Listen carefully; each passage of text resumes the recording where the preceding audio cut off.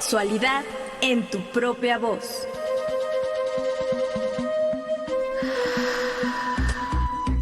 Historias, mitos y revolcones del pasado que resuenan en el presente.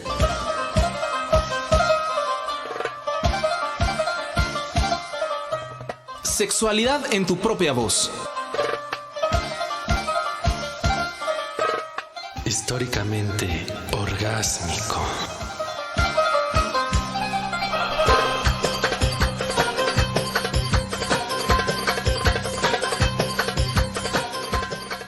Buenas noches, sea usted bienvenido, bienvenida a una emisión más de Sexualidad en tu propia voz. Como cada semana agradecemos su sintonía a través de las frecuencias de Radio Educación y también de las plataformas digitales. Nos da mucho gusto saludarle, mi nombre es Edith Rojas y en la conducción me acompaña Juan Carlos Hernández Meijueiro. Buenas noches, Juan Carlos. ¿Qué tal, Edith? Buenas noches, ¿cómo te va? ¿Todo bien? Bien, todo bien, Juan, ya sintiendo el frío aquí en la ciudad, pero nada que no se pueda solucionar con una buena chamarrita y un cafecito, como en estos momentos lo estamos haciendo para iniciar esta grabación, este programa que les vamos a presentar el día de hoy. ¿Y a ti cómo te va por allá en Querétaro? Bien, pues todavía esperando que el nuevo gobernador Curi se pronuncie a favor de los matrimonios del mismo sexo que el Congreso ya avaló, pero que la ultraderecha aquí en Querétaro está pidiendo que vete esa ley, que haga un veto. Pero bueno, está difícil porque pues hay muchas voces que están exigiendo que esa ley sea publicada para que entre oficialmente al estado de Querétaro. Entonces todavía en espera, está agarrando lugar, se está acomodando, está llegando el gobernador. Pero, señor gobernador Curi, estamos esperando que se apruebe y se publique esa ley de matrimonio entre personas del mismo sexo. Así que aquí estamos y bueno, con un calorcito, el sol está fresco en la mañana, pero el solecito en Querétaro está a plomo. Ajá. Y bueno, como en un partido de fútbol, ¿no? Ándale, justo así, tú le acabas de dar ahora sí que al tino para entrarle a este tema del cual vamos a hablar. Creo que es el tema de la semana. A todos los aficionados de este deporte por excelencia, el fútbol, y que muchos mexicanos lo siguen. Justamente, Juan, pues les vamos a hablar de los gritos homofóbicos en partidos de fútbol. Y bueno, es que como ustedes sabrán, o si no conocen el contexto de este grito, hay que recordar que desde febrero del 2004 es que se escucha este grito homofóbico en partidos de fútbol en un encuentro que tuvo ahí México y Estados Unidos en el estado de Jalisco y con motivo del preolímpico de la CONCACAF, duelo que quedará marcado en la historia y no precisamente por algo bueno, sino todo lo contrario, porque ahí, como les dije en un inicio, surgió el famoso grito homofóbico que le ha causado tantos problemas a la selección. Tanto es así que el pasado miércoles, en este enfrentamiento que tuvo el Cruz Azul con otro equipo, pues bueno, tuvieron que parar el partido. No les voy a contar de más, por eso tenemos a un experto. Vamos a hablar de este grito, qué contexto histórico está detrás de él, y tenemos a un especialista invitado. Creo que aquí en Radio Educación ya han escuchado su nombre, ha colaborado en varios programas. Para más o menos que ustedes sepan quién es, hace no mucho tiempo estuvo en la serie Aprendiendo de Equidad en Familia. Él es Roberto Garda Salas, director de Hombres por la Equidad AC, economista con maestría en Sociología y doctorante en Teoría Crítica, cofundador de CORIAC y con una trayectoria de 25 años construyendo estrategias de intervención con hombres que ejercen violencia. Promotor de una mirada que incluya la reflexión crítica en el trabajo con hombres desde una perspectiva de la deconstrucción de la masculinidad. Ha ofrecido cursos a nivel nacional e internacional y ha trabajado en diversos países en Iberoamérica proponiendo que la atención a la violencia que ejercen contra las mujeres debiera ser el tema prioritario en las políticas públicas dirigidas a los hombres y en el trabajo con hombres con enfoque de género en general. Buenas noches, Roberto. Bienvenido a Sexualidad en tu propia voz. ¿Cómo están? Muy buenas noches. Muchas gracias por la invitación. Hola, Juan Carlos. Hola, ¿Qué ¿cómo tal? estás? Buenas noches. Querido Roberto, qué bueno vernos al menos por este medio. Y bueno, muy contento de que estés aquí en Sexualidad en tu propia voz, en Radio Educación, porque este tema es actual. Está sucediendo, como bien nos dijo Edith en esta introducción, un grito homofóbico, sanciones de la FIFA, CONCACAF, que así en 1 o 2 minutos para después volver y profundizar en lo que nos digas ahorita, ¿qué está pasando con este grito homofóbico en los estadios? Bueno, yo creo que primero es como entender la importancia del juego en la construcción de la identidad masculina. Los hombres desde pequeños nos formamos en rituales de juego, algunos más lúdicos, algunos más violentos, la mayoría comúnmente llevan a ambos elementos, y en todos estos juegos siempre se legitimiza la violencia, ¿no? O sea, alguien pierde, alguien gana, si todos quieren ganar, nadie quiere perder, y al final quien gana, y eso se ve desde la infancia, en los jardines de niños, en la adultez, ya cuando en la adolescencia y la adultez, al final el que gana siempre reafirma su identidad masculina. Entonces ese grito homofóbico no representa más que otra cosa que la reafirmación de que va a haber alguien que, para el público varonil, va a haber alguien que va a ganar y alguien que va a perder, y el que va a perder va a llevar justamente ese mote que dice ese grito homofóbico. Estás tocando 3 temas bien interesantes que vamos a ir desmenuzando durante el programa: masculinidad, machismo, fútbol y homofobia. ¿Qué tienen que ver estas 3 cosas? Vamos a ir a un corte, pero volveremos para que nos platiques, querido Roberto, cómo se entrelazan estas 3 cosas, qué es la homofobia, qué es el machismo, y luego que nos cuentes bien por qué en México el fútbol está tan enredado, inmiscuido con la construcción de la masculinidad, porque no solo es cualquier juego, es el fútbol, lo que levanta esas pasiones tipo religión o tipo política, ¿no? Muy bien. Claro. Así es, pues le invitamos a que se comunique y nos escriba a través de Facebook @sexprovozoficial o al WhatsApp de cabina 55 12 33 29 15. Ahora escuchemos Origen de la prohibición del grito homofóbico. ¿Sabías que Desde hace más de 15 años el grito homofóbico se viralizó en la Liga MX de fútbol? Se originó en los partidos de Chivas de Guadalajara y se popularizó en un encuentro entre las selecciones de México y Estados Unidos por la eliminatoria para los Juegos Olímpicos de Atenas 2004. Más tarde, se extendió en competiciones a nivel mundial. Sin embargo, fue hasta Brasil 2014 cuando el grito empezó a ser sancionado y sobre todo catalogado de homofóbico. Esto sucedió por primera vez en aquel Mundial de Brasil, donde abrieron una investigación los agentes de fútbol contra el racismo en Europa, o FARE, una organización que lucha contra la desigualdad en el mundo de fútbol bajo un mensaje de no discriminación. En aquella ocasión, los mexicanos fueron exonerados, pero tras varios reportes, la FARE y la Comisión Nacional para Prevenir la Discriminación de la FIFA rechazaron los gritos homofóbicos que la afición expresaba en los partidos de la selección mexicana. Así, basándose en sus reglamentos, específicamente el Código Disciplinario, la Comisión Nacional para Prevenir la Discriminación inició los procesos disciplinarios en contra de la Federación Mexicana de Fútbol. De este modo, el Código Disciplinario de la FIFA comenzó a contemplar sanciones que van desde multas económicas, pasando por jugar a puerta cerrada o la pérdida de puntos o expulsión de una competencia.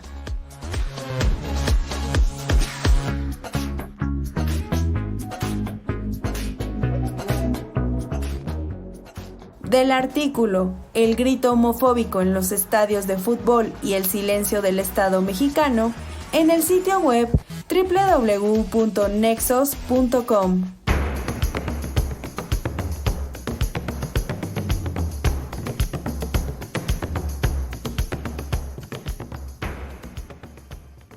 Acabamos de escuchar esta cápsula justamente que nos da un poquito de contexto de cómo es que surge este grito homofóbico, las sanciones que ha habido por parte de la FIFA y bueno, solo para darles otro dato a nuestro auditorio y poder continuar con nuestro especialista Roberto Garda, en lo que va de este 2021, 9 partidos de fútbol mexicano en diferentes competencias se han detenido por este grito homofóbico de los aficionados. 6 de estos partidos fueron disputados por la selección mexicana y la Federación Mexicana de Fútbol recibió un segundo veto de 2 partidos sin aficionados este lunes 1 de noviembre por la permanencia del grito homofóbico. Y para entender esto, nos estaba diciendo nuestro invitado Roberto Garda de 3 ejes temáticos muy importantes y que tú los mencionaste, Juan, cómo entender la masculinidad, el fútbol y la homofobia. ¿Qué te parece si empezamos por qué es un grito homofóbico? Bueno, es un grito homofóbico porque intenta mandar un mensaje de poder,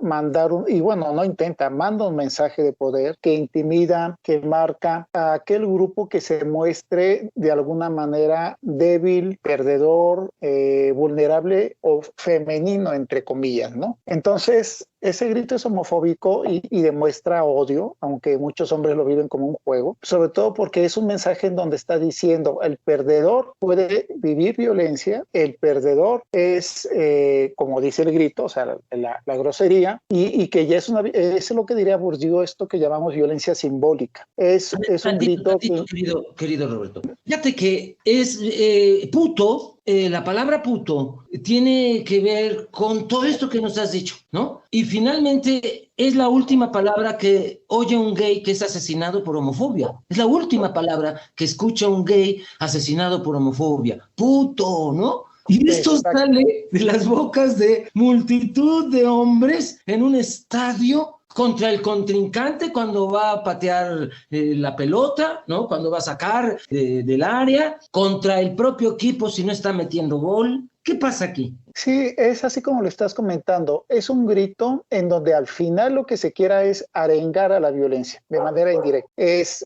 pégale, échale ganas, empuja.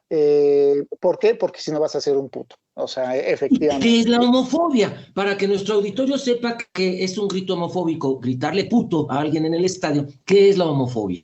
Mira, como nosotros lo trabajamos en los grupos de hombres, que tenemos en Hombres por la Equidad, cuando llega a salir violencia homofóbica contra otro hombre, un hombre gay o contra un hombre transgénero, etcétera, comúnmente lo que nos definen los hombres es que lo odio, es una intransigencia, la homofobia es un odio sobre todo a otro hombre porque demuestra desde la mirada del opresor rasgos femeninos, rasgos de suavidad, rasgos de vulnerabilidad, en donde quien está odiando usualmente oculta paradójicamente esos rasgos, usualmente le dan tanto sentido que prefiere violentar al otro antes de expresar los propios. Digamos que los proyecta su propia suavidad, proyecta su propia delicadeza tal vez, porque fíjate que lo gritan ya borrachos, pero entre ellos besándose. Exactamente. No, o sea, es muy común. Tal vez no sea tan lineal esta parte de todo hombre que potencialmente sea homofóbico, a su vez sea una persona gay. Tal vez es una posibilidad, pero lo que nos dicen los hombres en los grupos me viene a la mente lo que decía hace poco un hombre que es militar y que decía no lo soporto. Y entonces yo le decía, ¿qué es lo que no soportas? No soporto esa suavidad. ¿Y por qué no la soportas?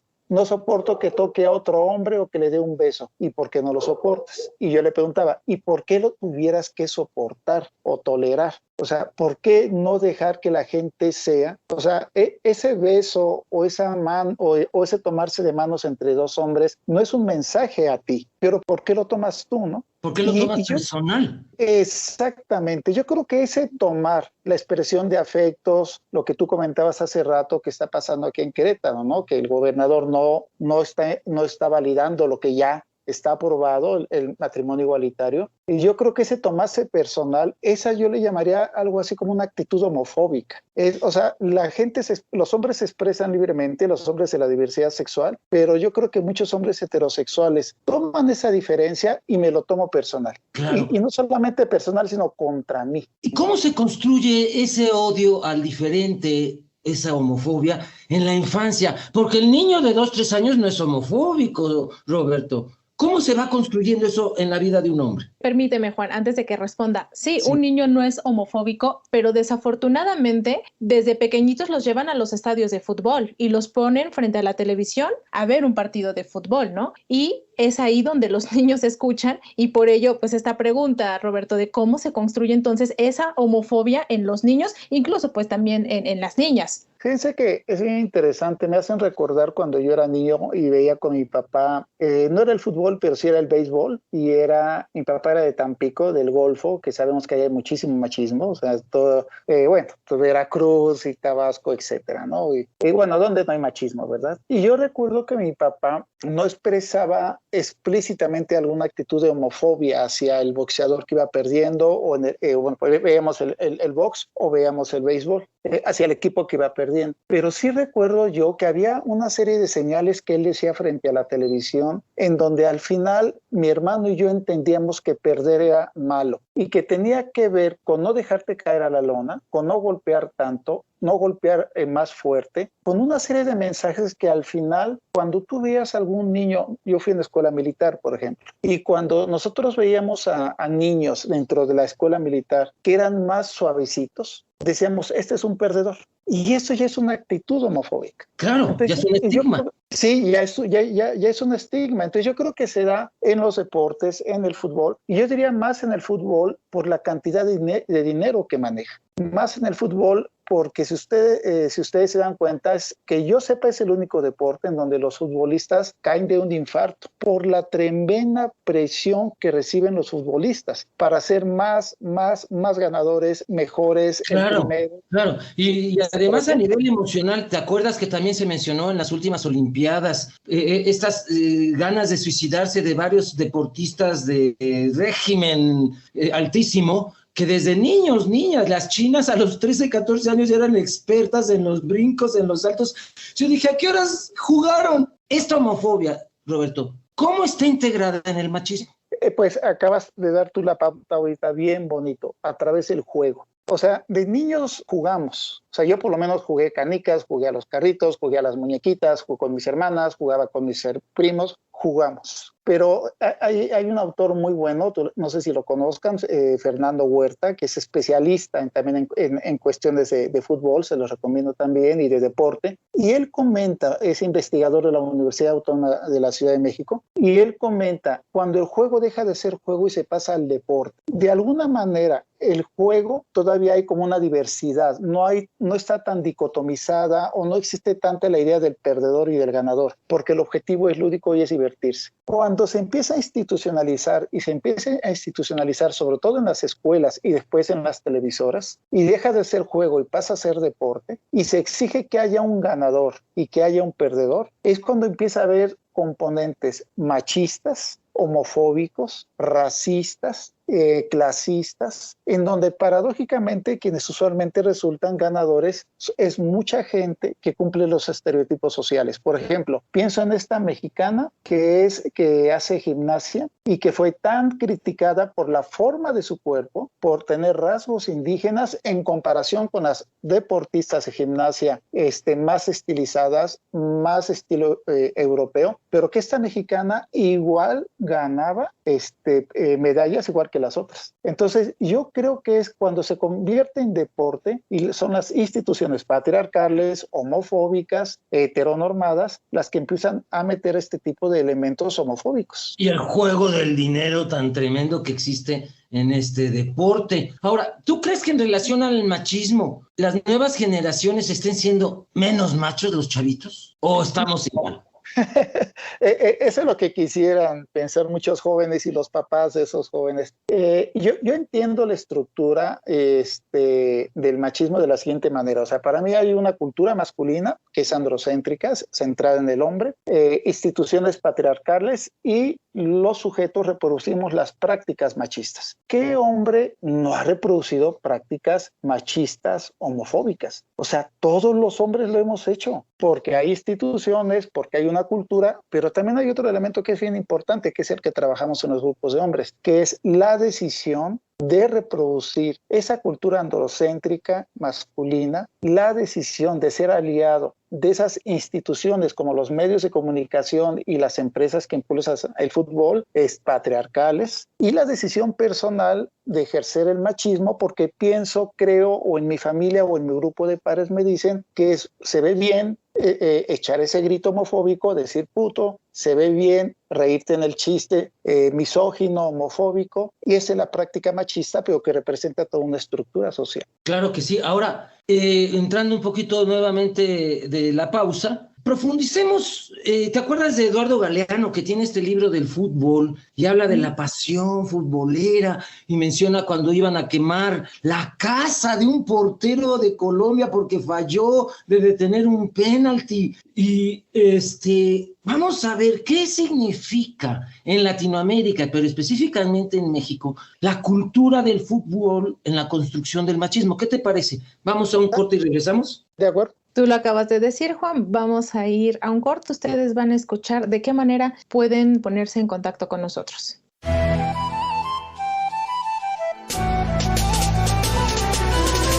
Te invitamos a participar a través de las redes sociales. Facebook, Sexprovoz Oficial. Instagram, Sexprovoz.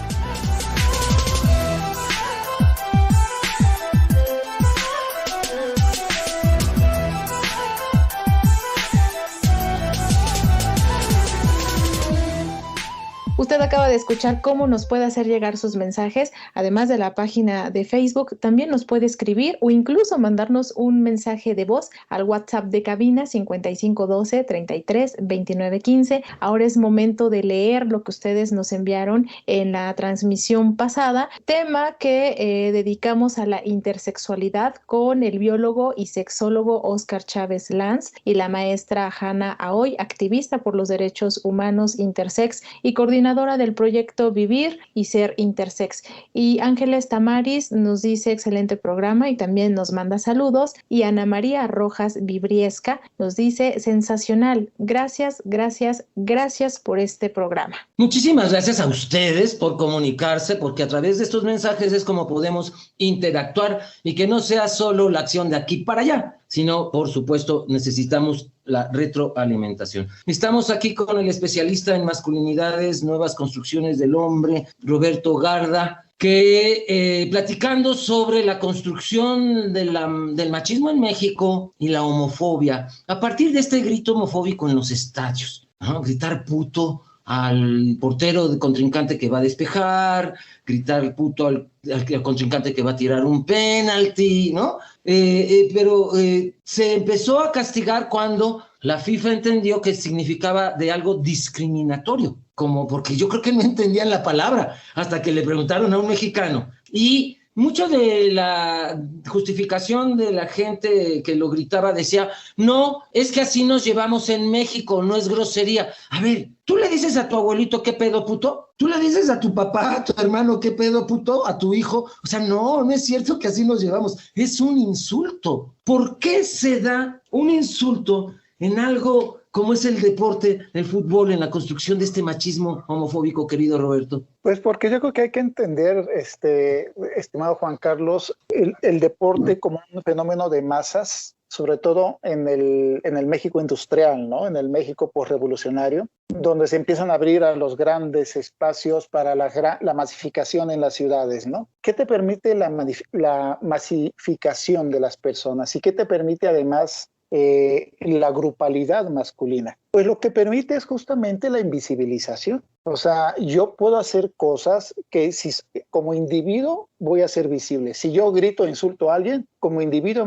soy visible. Pero en los fenómenos de masas, por eso las guerras son fenómenos de masas, ¿no? O sea, y se dan atrocidades, porque los individuos se esconden en la grupalidad, pero se esconden en la grupalidad masculina. O sea, que yo solito no me atrevo a aventar una piedra a una ventana y romper un vidrio de otra casa. Pero si somos 3 o 4, que ándale, güey, no seas puto, etcétera, sí me atrevo. Y eso se llama un fenómeno de colusión. O sea, cuando estamos en grupo, y eso no solamente es en el fútbol, pero Si ustedes ven, por ejemplo, los días de fiesta, los grupos de hombres son peligrosos. ¿Por qué? Porque entre hombres se atreven a hacer más cosas que no se atrevían a hacer de manera aislada. Por ejemplo, no es raro encontrar que en un pecero, yendo por alguna zona de riesgo, pasajeros sin conocerse, hombres y habiendo una mujer, se pongan de acuerdo para violarla, incluso con el chofer, sin que se conozcan. Entonces, hay un fenómeno entre hombres que viene de la educación, de colusión,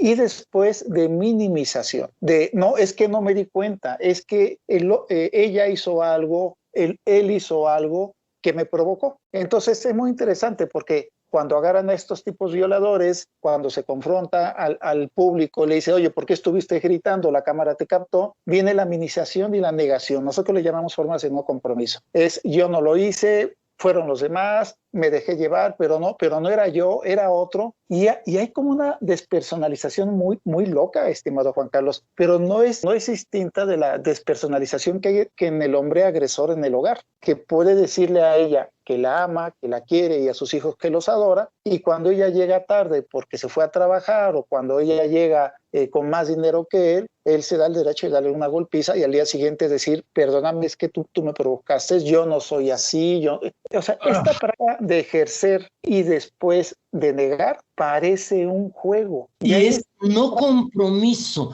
¿Por qué son actitudes de no compromiso? Explícanos eso. Las actitudes de no compromiso es porque yo no reconozco lo que hice, yo no reconozco lo que dije, yo no asumo la responsabilidad de que yo grité puto, de que yo le di una cachetada a mi pareja, de que yo le dije a ese hombre gay, eres un tal por cual, o sea, no asumo yo esa responsabilidad. Pero cuando llega alguien y me interpela, entonces empiezo, nosotros le llamamos 5 formas de no compromiso: negar, minimizar, culpar a la otra persona, buscar coludirme con otros y finalmente exagerar errores que la otra persona haya hecho para justificar mi acto de violencia. Entonces es algo que sí, ahorita estamos analizando el fútbol, pero estos sujetos, estos asistentes que gritan puto, cuando se les interpela individualmente, son las formas en que ellos dicen yo no fui, era el de al lado. Y parece un juego, porque después de que lo negué, voy y me río en lo oscurito y digo jiji, o sea, es como ese niño mexicano pobre, malcriado, que en ese enojo, y ahí nos podremos ir hasta Octavio Paz, ¿verdad? Con la forma de ser el mexicano, resentido social que saca en un odio de clase, de raza, se va contra las mujeres o se va contra los hombres gays, ¿no? Tienes toda la razón, Roberto, porque de hecho podría llamarse el creador, ¿no? de este grito, que es un barrista del Atlas, que lo apodan Mosh. Cuando él lo entrevistan y le dicen que por qué él menciona esa palabra de puto, y de ahí se empezó a viralizar en muchos partidos y durante muchos años, porque estamos hablando del 2004 para acá, él justamente se justifica diciendo que uno va al estadio a hacer desastre, ¿no? A sacar todo el estrés que traes de tu casa, etcétera. Justamente lo que tú nos estás comentando, lo que nos estás platicando,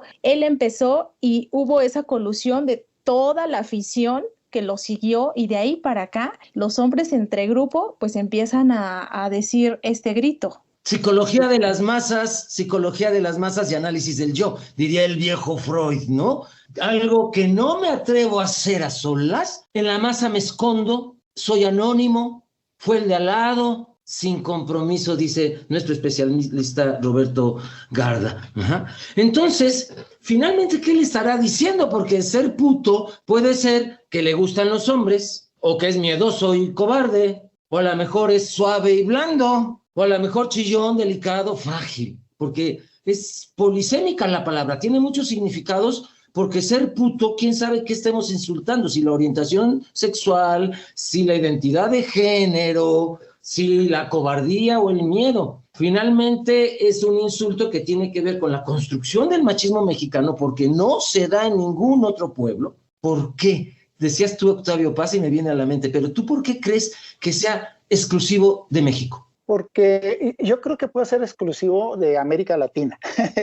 Si no se inventa aquí, se inventa en Argentina o en Brasil, no dudo que haya expresiones similares. Yo creo que dentro de la sociología de la violencia hay 3 grandes explicaciones de la violencia, ¿no? La explicación estructural y simbólica, la explicación fundada en el acto del sujeto, y una que a mí me llama mucho la atención es aquella que habla, que no me acuerdo el nombre del francés que la propone, habla del sujeto desgarrado. Yo creo que en ese grito quien está hablando es el sujeto desgarrado, que es el mexicano de clase media baja o que tiene grados de depauperización, que encontró ese grito, pero hubiera encontrado otro que al final el objetivo era romper las reglas, era hacerse visible en un espacio público, y yo creo que ese fue un error. No estoy diciendo que no hubiera sanciones, pero yo no sé si hacerlo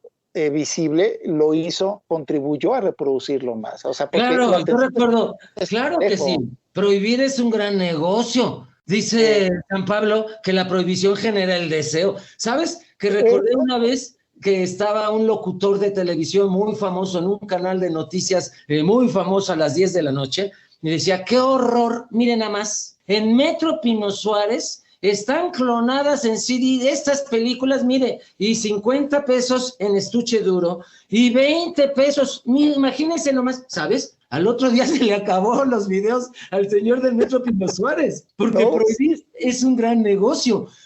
Estábamos caminando un amigo y yo, y dice, yo no lo iba a pisar, Juan Carlos, te lo juro, pero ¿para qué me lo prohíben? Entonces volteo en un parque y decía, prohibido pisar el césped, y nada más lo pisa y se regresa. ¿Qué pasa?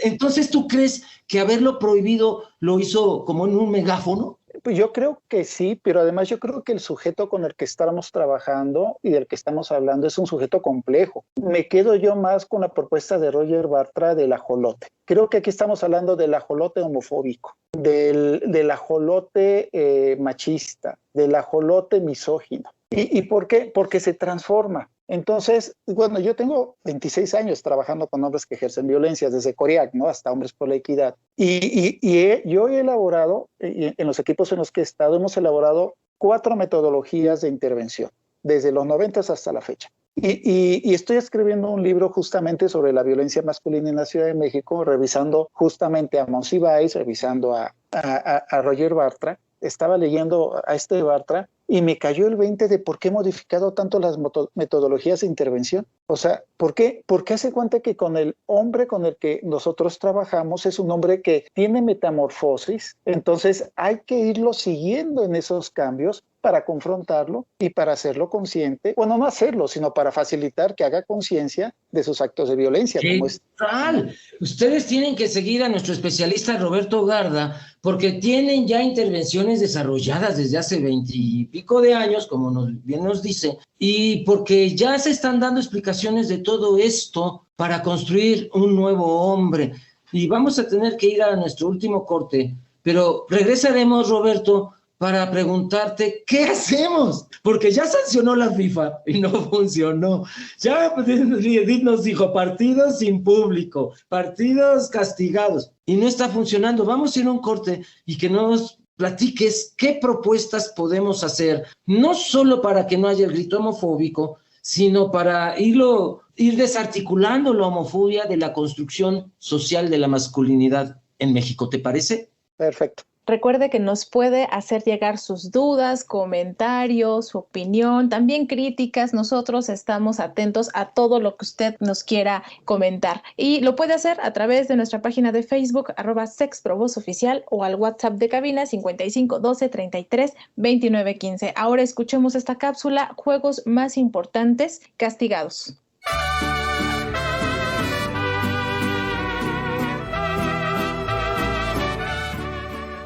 Son más de 6 años que México está en la mira de la FIFA debido al grito homofóbico, el cual le ha traído varias multas y castigos.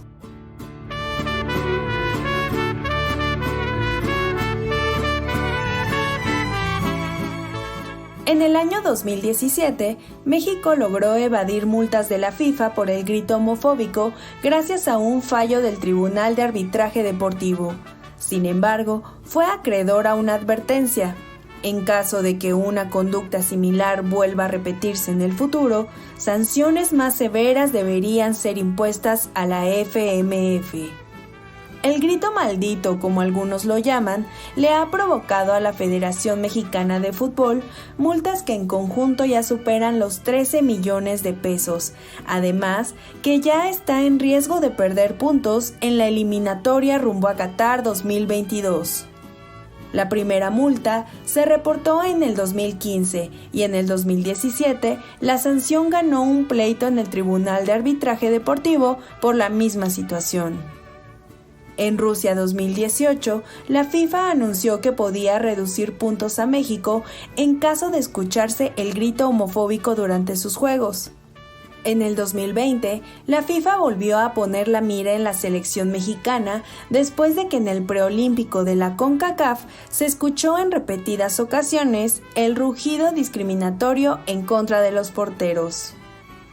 La conducta de los aficionados que se reportó en el preolímpico disputado en Jalisco acarreó 2 partidos de veto para el tricolor en la eliminatoria rumbo a Qatar 2022, aunque al final solo se redujo a 1 y se pagó en el partido contra Jamaica. La situación se repitió en los juegos contra Canadá y Honduras disputados en el Estadio Azteca, y a pesar que se aplicó el protocolo, México fue sancionado en otros 2 juegos de veto.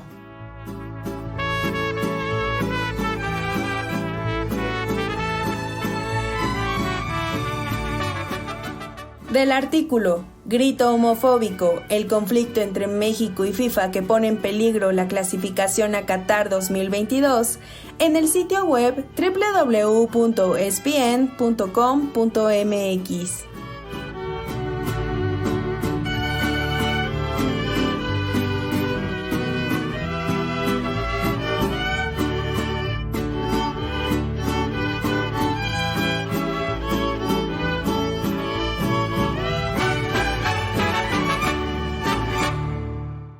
Pues ahí está, Juan Carlos, Roberto, acabamos de escuchar todas estas cifras que la compañera Alejandra Montes de Oca nos dice, nos comenta, y más de 13 millones de pesos por multas y por el grito homofóbico. Antes de que nos fuéramos a este corte, tú le preguntabas a Roberto, pues, ¿qué hay que hacer, no? Ya tantas multas, tantos partidos ya cerrados a puerta, que bueno, creo que la pregunta, Roberto, va más enfocada en como sociedad, ¿qué hacemos? Porque si bien es cierto, yo creo que, no sé si ustedes lo sepan, una marca muy reconocida de desodorantes se ha sumado a la lucha contra la discriminación en partidos de fútbol, que creó una iniciativa que se llama Yo me muevo por el fútbol. Incluso está apoyando a esta liga de fútbol LGBT en la ciudad, que está dedicada para jovencitos de 10 a 17 años, que les quieren dar dinero para profesionalizarlos. Entonces, sí, hay esta lucha por parte de esta marca multinacional, pero como sociedad,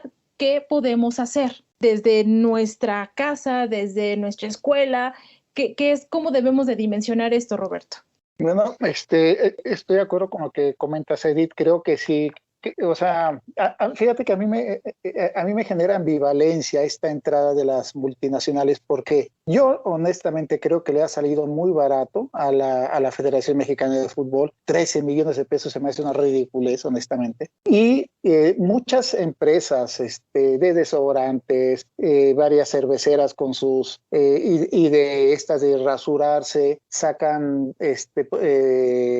comerciales en pro de una nueva masculinidad, en pro de la no violencia hacia las mujeres. Incluso, Roberto, no les crees. Bueno, pero por ejemplo, ahora los jugadores empezaron a pedirle al público que no gritaran. Y aún así les chiflaban a los jugadores, ¿no? Y lo volvieron a gritar. No funcionó los castigos que Edith nos leyó. No funcionaron los 13 millones. ¿Qué podemos hacer como sociedad para que no se dé ya este grito? Y tal vez es más profunda. Roberto, no me dejarás mentir, pero es contradictorio que un jugador le pida eso a su afición cuando el fútbol es uno de los deportes donde se ejerce mucha violencia? O sea, estás jugando y entre el jugador ya empujó al otro, ya se dieron de jalones, las malas palabras, como la afición le va a hacer caso al futbolista, ¿no? Cuando él es el actor el que está ejerciendo esa violencia desde la cancha. Y cuando las empresas están ejerciendo sus violencias simbólicas con sus productos, sus programas basura, también racistas, clasistas, homofóbicos, en toda la barra, y donde el fútbol es solamente una parte. Es porque no tienen autoridad para pedirles a estos hombres que no digan ese grito. ¿Qué hacemos? Yo creo que la línea sería la reeducación. Hombres por la Equidad es lo que más hemos trabajado, justamente porque nosotros hemos observado que en los países desarrollados se incrementan. Por ejemplo, voy a decir de lo que más conozco, el castigo a hombres que ejercen violencia doméstica. Pero la violencia doméstica no para. Entonces, ¿qué es lo que tenemos que hacer? Tenemos que reeducar, tenemos que concientizar que todo ese dinero que están, o sea, que si invirtieran una parte del dinero que realmente, perdón que lo diga, no, yo no les creo sus campañas. El día que yo vea que estas televisoras, que estas empresas invierten realmente en campañas, en materiales educativos, en talleres, en grupos de reflexión, no por una nueva masculinidad, y ese ya si quieres es otro día que lo platicamos, estimado Juan Carlos, no por masculinidades, sino por una deconstrucción de este machismo y de esta masculinidad, y que vayamos realmente a nuevas formas lúdicas de convivir, ese día les voy a creer. O sea, ¿qué día les voy a creer? El día que ellos mismos vean que no es un negocio mantener deportes que fomentan, como muy bien lo dice Edith, implícitamente actitudes homofóbicas, machistas. O sea, no puedes pedirle a la gente que no lo haga cuando tú lo estás haciendo, efectivamente. Sin embargo, querido Roberto, es un juego violento, homofóbico, machista, etcétera, pero se dan de besos en el gol, se agarran las nalgas, se enciman unos en otros, se hacen bolita. Me gustaría estar en medio de una de esas bolitas y tanto chacal. O sea, de veras que a mí me parece que hay una actitud muy contradictoria, muy paradójica entre ese juego del fútbol que al final permite expresiones emocionales entre hombres que en otros ámbitos solo permite el alcohol. ¿No te parece? Fíjate que ahí no concuerdo mucho, te voy a decir por cuál es la trampa, desde lo que yo he aprendido, ¿no? Con grupos de hombres. Esas expresiones afectivas se dan entre hombres con jerarquía. Se le da al que metió el gol, no literalmente al que la metió y no al que se la metieron. Literalmente. Claro. Por eso, lo que dijeron ahorita fue muy interesante. El grito homofóbico se da sobre todo a los porteros. ¿Por qué? Porque es a los que se las meten. Sí, es interesante. Claro. Y no se da contra los delanteros. ¿Por qué? Porque son la que la meten. Entonces eso es bien interesante. Entonces, la expresión afectiva es una expresión a la jerarquía, al que mete el gol. Aunque sea hombre, por ser superior, merece un beso, como al abuelo. Exacto, pero ahí yo me quedaría pensando, ¿no es esa expresión emocional que se da al reconocimiento del ser humano o de la persona, o que se da cuando hay una muestra de solidaridad o de afecto? No es esa expresión emocional, es una expresión emocional cargada de poder y de reconocimiento a la jerarquía, ¿no? Por eso yo digo, ¿será eso expresión emocional? Sí, pero también tiene una connotación de poder. Es como la violación, la diferencia entre tener un acto sexual placentero y lúdico y un acto sexual de poder, que es una violación, ¿no? Entonces, es muy interesante, es eso. Claro que sí. ¿Cómo lo deconstruimos desde la infancia, Roberto? ¿Tú crees qué elementos propondrías en la educación para quitar la homofobia del machismo o de la construcción del hombre en México? Bueno, yo creo que ahí Pepe Aguilar, José Aguilar, pues ha propuesto mucho en material educativo. Yo creo que sí hay que hablarles a los niños desde pequeños del juego, pero no del deporte. Hay que hablarles a los niños de lo lúdico, de la convivencia, de lo placentero, y eso tú eres un especialista, o sea, del placer de jugar con niñas, con niños, con mi cuerpo, con otras, con otros, sin necesidad de jerarquizar. Con los y las adolescentes, quitarles ese mandato tan fuerte a los chavos de andar con varias chavas, a los chavos de meterse en situaciones de riesgo, a las chavas de que solamente se sienten bonitas cuando un cuate las pela, por ejemplo, y que solamente se sienten que valen cuando llega el galán y las mira, y estando solas sienten que son invisibles y que no valen, ¿no? Entonces hay tanto que desmontar que tiene que ver con el género en general y la violencia de género en general, que se resume en estas prácticas, insisto, que va este hombre, que vuelvo al concepto de Bartra, camaleónico, este ser que va, no es el camaleón el que dice Roger Bartra, es el ajolote. El ajolote, decías, el ajolote. Exactamente, exacto. Cuando va este sujeto resentido socialmente, pues hay que trabajar ese resentimiento desde antes, que voy al partido para divertirme, para gozarlo como un placer, pero porque ya tuve ese contacto con el placer lúdico del juego, tanto en la infancia como en la adolescencia, y entonces sí, voy al estadio a ver jugar y a revivir ese placer. Había que cambiar los juegos infantiles. Cuando tú y yo éramos niños, era bote pateado, encantados, la roña, ¿no? Sin embargo, por ejemplo, tendríamos que ir inventando juegos de ganar, pero ahora tendría que ser por computadora, Roberto. Yo creo que sí, pero yo creo que hay que aventarse al trabajo de campo con los hombres en los partidos. Hay que estar al lado de ese hombre que grita, puto, y desde ahí hacer una intervención y empezar yo creo que lo primero es comprender a estos hombres qué les mueve decir esos mensajes. Expresiones, sí. Esas expresiones.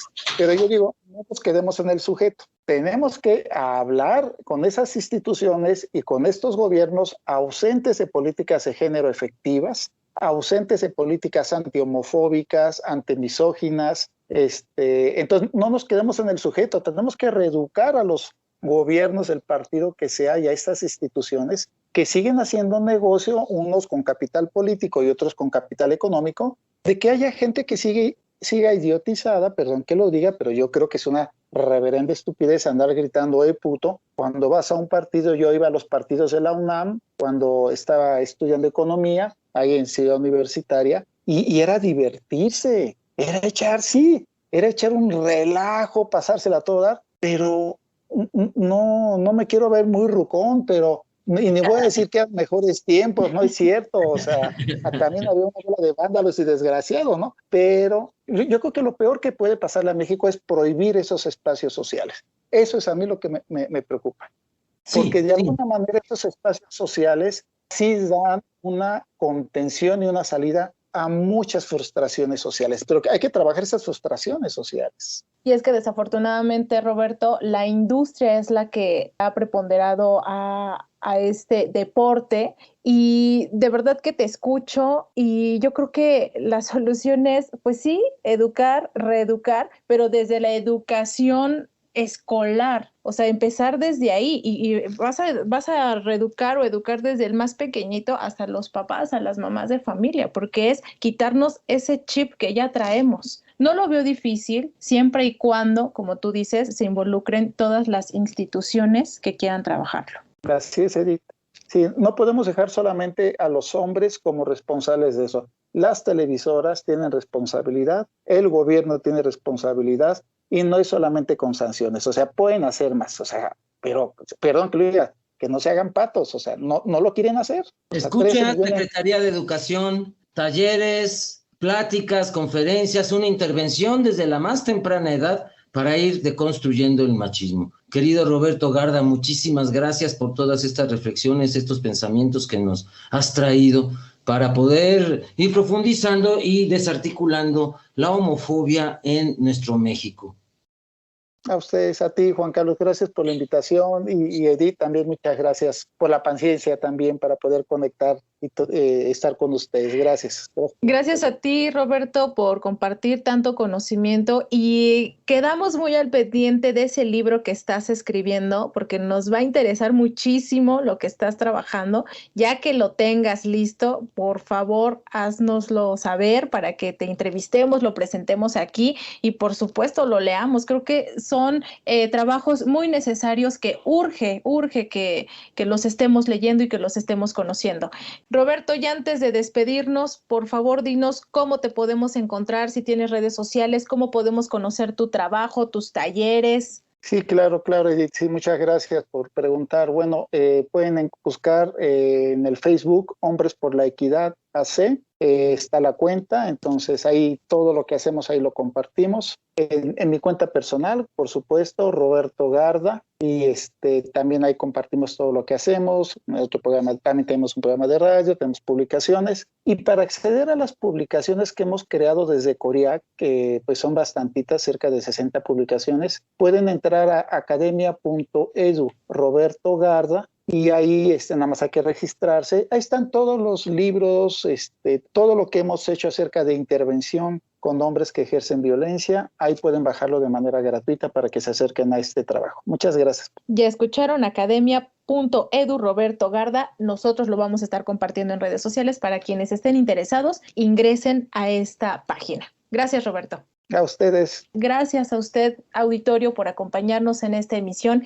Le invitamos a que descargue y comparta este programa. Mañana ya estará disponible en el sitio web www.e-medioradio.edu.mx. En iVoox nos encuentra como Sexualidad en tu propia voz. Estuvimos con ustedes Edith Rojas, Juan Carlos Hernández Meijueiro. Nos escuchamos la próxima semana. Buenas noches.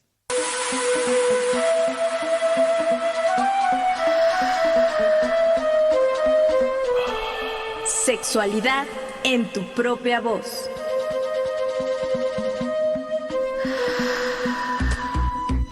Historias, mitos y revolcones del pasado que resuenan en el presente.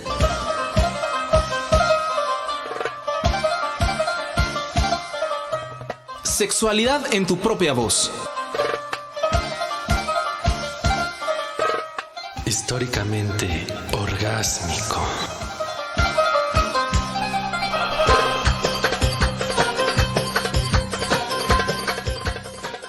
Agradecemos al público que nos sintonizó y a nuestro equipo de producción: Luis Luna, Alejandra Montes de Oca, Óscar Solís, Saraí Pérez, Linda Luna y Daniel Hernández. Esta es una producción de Graciela Ramírez para Radio Educación.